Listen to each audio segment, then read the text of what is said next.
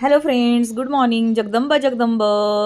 तर चला आज सकाळी सकाळी पाहूयात आपण आंबट चुक्याची गरगट्टा भाजी, याला हाटीव भाजी असंही म्हणतात.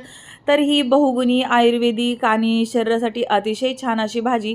याच्यामध्ये असतो आंबट चुका, पालक आणि शेपू. ही भाजी अशी मिळून करतात. तर मी घेतलेला आहे समप्रमाणामध्ये आणि त्याचबरोबर इथे टाकलेली आहे हरभऱ्याची डाळ आणि शेंगादाणे आणि हिरवी मिरची. आता ही भाजी केलेली आहे आमच्या आईंनी, तर त्यांच्या पद्धतीने ही भाजी कशी करतात ते आपण पाहूयात. तर हे तिन्ही भाज्या अशा आईंनी स्वच्छ प्रकारे छान अशा निवडून घेतलेल्या आहेत आणि आता त्या कट करत आहेत. आता त्या अशा बारीक प्रकारे चिरून घेतलेल्या आहेत. शेपूची भाजी, पालक भाजी आणि आंबट चुका.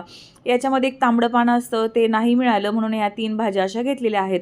तर ह्या भाज्या तिन्ही एकत्र करायच्या आणि अशा छान अशा चिरून घ्यायच्या. आता ह्याला ना शिजत टाकायची ही भाजी अशी, आणि शिजत टाकताना मग आपण हरभऱ्याची डाळ आणि शेंगादाणे अशा प्रकारे याच्यामध्ये टाकायच्या आणि छान अशी भाजीला उकळी येऊ द्यायची. आता तुम्ही पाणी टाकू शकता किंवा मीठ टाकल्यानंतर त्या पाण्याला आपल्या पाणी सुटतं त्या भाज्यांना, त्याच्यावरती शिजवल्या तरीही चालेल. आता मी ह्याच्यामध्ये थेंबरे पाणी न टाकता मीठ टाकून त्या तशाच शिजवल्या होत्या भाज्या आणि अशा अतिशय छान शिजल्या पण होत्या. आणि इकडे खाली मग भरपूर असा लसूण, हिरवी मिरची आणि कोथिंबीर याचं मी वाटण करून घेतलं होतं. फक्त लसूण आणि हिरवी मिरची टाकली तरीही चालती. आणि मग याच्यामध्ये बेसन पीठ न टाकता याच्यामध्ये टाकायचं ज्वारीचं पीठ. आंबट चुक्याची भाजीचा जेव्हा गरगट्टा करतो तेव्हा त्याच्यामध्ये टाकतात ज्वारीचं पीठ. आणि अशा प्रकारे 4-5 लसणाच्या पाकळ्या बारीक टेचून घेतल्या होत्या वरतून फोडणीसाठी.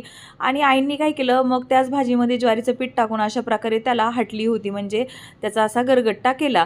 आता तुम्ही असं पळीने करू शकता किंवा रवीनेही करू शकता. आता आमच्या पावभाजीचं स्मॅशर होतं, त्यांनी आईंनी त्याला असं बारीक करून घेतलं होतं. त्यानंतर एका पॅनमध्ये आम्ही एक तेल टाकलं, जिरी मोहरी टाकली आणि लसूण टाकला. लसणाच्या 4-5 पाकळ्या टाकल्या. तुम्ही लसूण असा बारीक चिरून टाकू शकता. आणि मग हिंग टाकायचा आणि अशा प्रकारे त्याला फोडणी द्यायची. वरून असा चरचरीत तडका द्यायचा. इतका सुंदर असा तडका दिल्यानंतर खमंग असा भाजीचा वास सुटतो. आणि चवीप्रमाणे मीठ तुम्ही टाका. भाजी शिजत असताना आपण ऑलरेडी मीठ टाकलेलं असतं, त्याच्यानंतर वरून तुम्ही चव घेऊन त्या भाजीमध्ये मीठ टाकू शकता.